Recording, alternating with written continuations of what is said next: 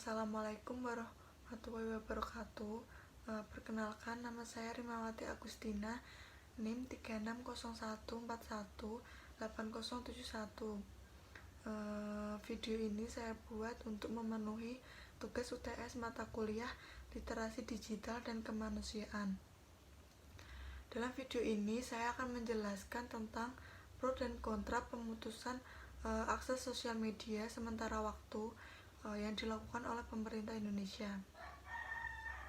Nah, berada dalam era industri 4.0, ternyata telah menjadikan perkembangan teknologi, salah satu utamanya internet, sebagai salah satu konsumsi pokok bagi masyarakat Indonesia dalam menunjang kebutuhan kehidupan sehari-hari mereka. Luasnya dunia internet ini memicu masyarakat untuk bergantung kepada canggihnya teknologi modern dalam memenuhi kebutuhan sehari-hari.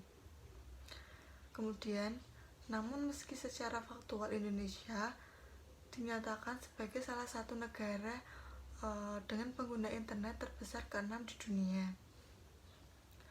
sebagian orang beranggapan bahwa pemutusan akses internet ini adalah salah satu bentuk pelindungan dari pemerintah kepada masyarakat dalam beberapa situasi tertentu agar tidak termakan oleh berita-berita yang dianggap negatif atau hoax oleh pemerintah.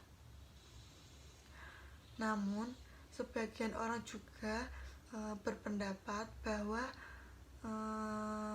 ini merupakan salah satu bentuk dari sikap semi-otoriter pemerintah dalam membatasi kebebasan berpendapat.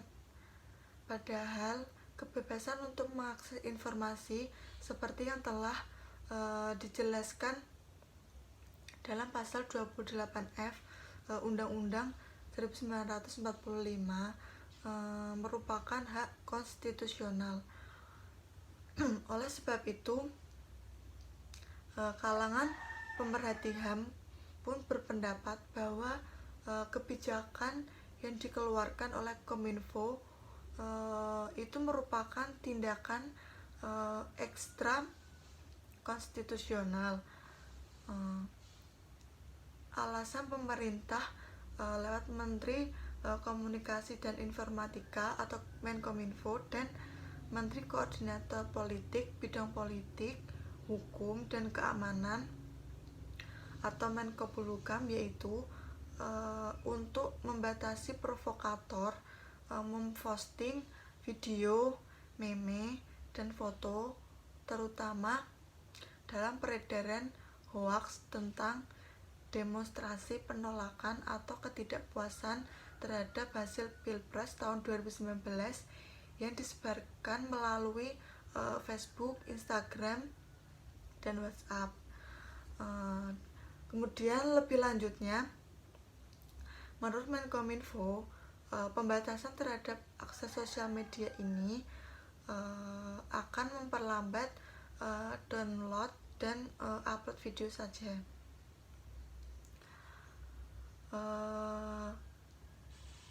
Serta pembatasan ini bersifat sementara dan bersifat bertahap.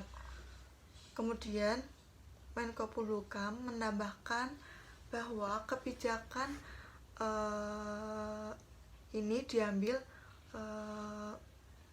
karena ada skenario untuk melakukan kekacauan, menciptakan antipati kepada pemerintahan yang sah, dan menyerang aparat keamanan, sehingga pada akhirnya untuk mencegah hal-hal yang tidak diinginkan dan agar masyarakat mendapatkan informasi yang lebih akurat lagi. Kemudian Menko Polhukam juga menjelaskan bahwa tindakan ini berlandaskan pada Undang-Undang Nomor 19 Tahun 2006 tentang Informasi dan Transaksi Elektronik atau Undang-Undang ITE, yaitu untuk meningkatkan literasi masyarakat akan kemampuan teknologi digital serta manajemen konten serta pembatasannya. Kemudian Undang-Undang Nomor 19 Tahun 2006 juga mengubah Undang-Undang Nomor 18 Tahun 2008 tentang ITE dalam pasal 240 memberikan ruang kepada pemerintah untuk melakukan pemblokiran terhadap situs-situs tertentu. Pada pasal 40.2a menyebutkan bahwa pemerintah wajib melakukan pencegahan penyebarluasan dan penggunaan informasi elektronik atau dokumen elektronik yang memiliki muatan yang dilarang sesuai dengan ketentuan peraturan perundang-undangan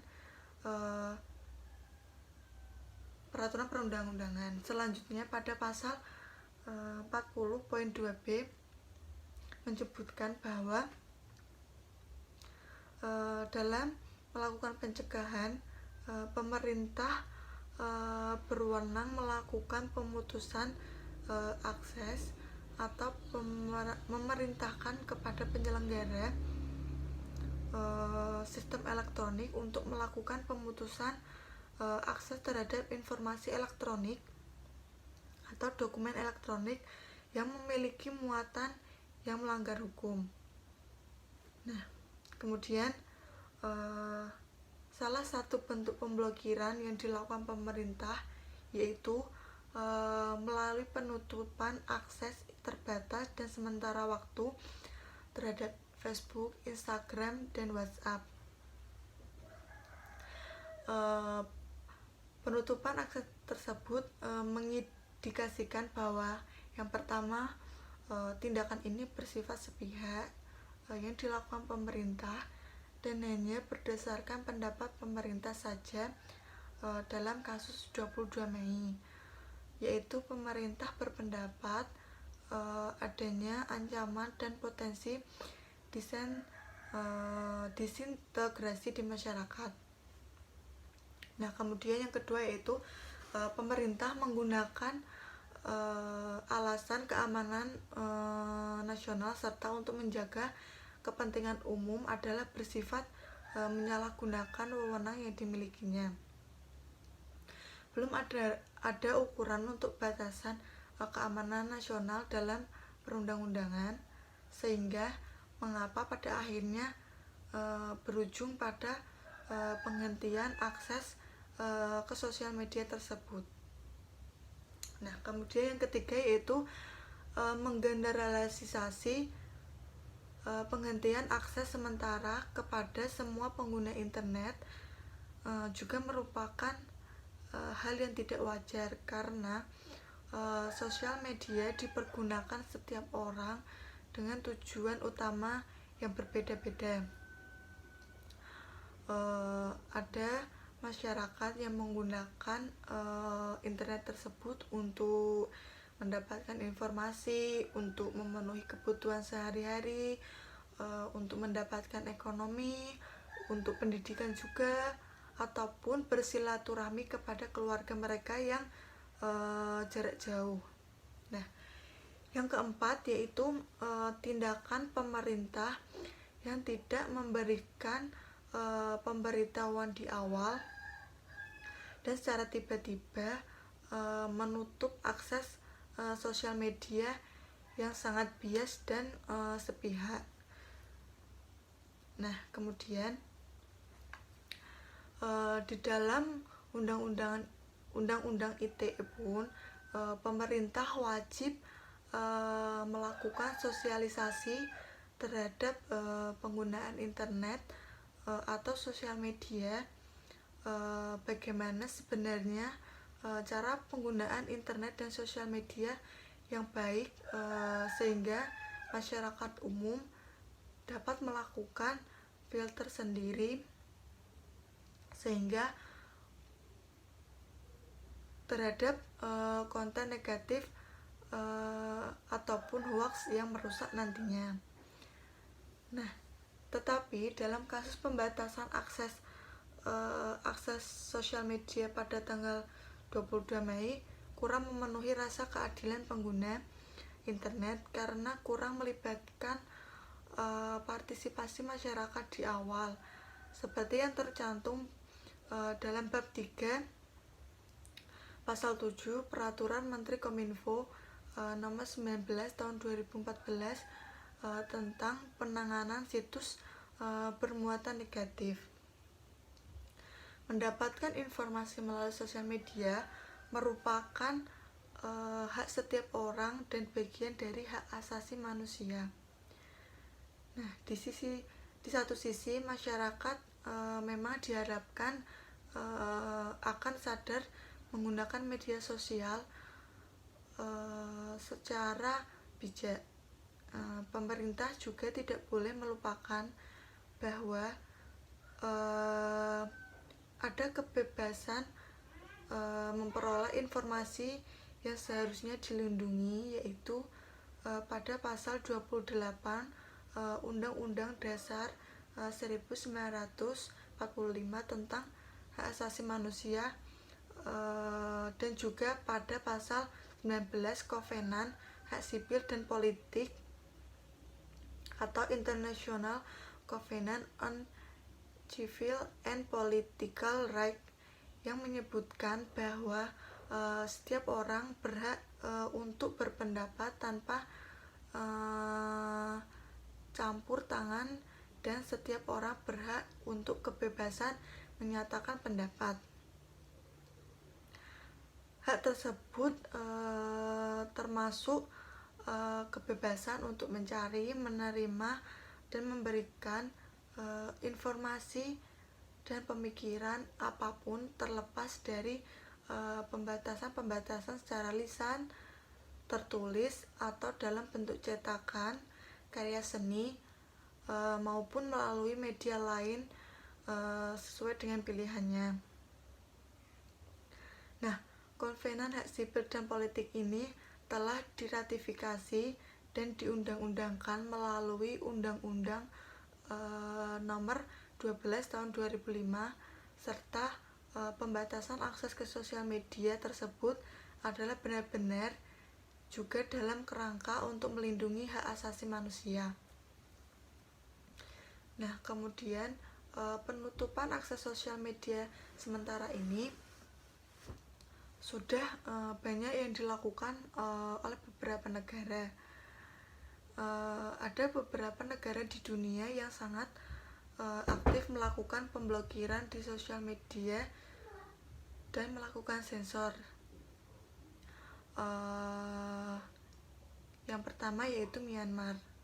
Myanmar melakukan pemblokiran berita dalam email, sosial media, dan website yang berisikan konten pelanggaran hak asasi manusia yang dilakukan pemerintah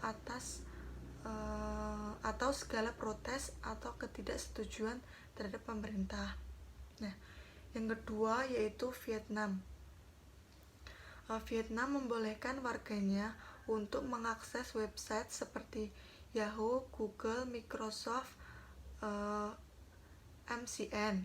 Nah, di lain sisi pemerintah ini memblok website yang melakukan kritik terhadap pemerintah atau yang advokasi terhadap hak asasi manusia dan demokrasi. Nah, kemudian yang ketiga yaitu Cina. Cina membolehkan warganya untuk mengakses terhadap internet dan sangat aktif di bidang sosial media. Namun, pemerintah melakukan pemblokiran IPS, menyaring pencarian di internet, atau bahkan menghapus konten yang tidak sesuai dengan kebijakan pemerintah. Nah, yang keempat yaitu Turki. Turki memperkuat peran pemerintah melakukan sensor terhadap internet pada 2004. Nah, tujuannya yaitu untuk menyingkirkan lawan politik dan mewajibkan penyedia jasa internet untuk melaporkan kegiatan pengguna providen mereka setiap 2 tahun dan menghapus konten yang tidak disukai pemerintah dalam waktu 4 jam sejak ditentukan. Nah, yang terakhir yaitu Turkmenistan. Nah, Turkmenistan ini memperbolehkan hanya satu penyedia jasa internet, yaitu yang dikelola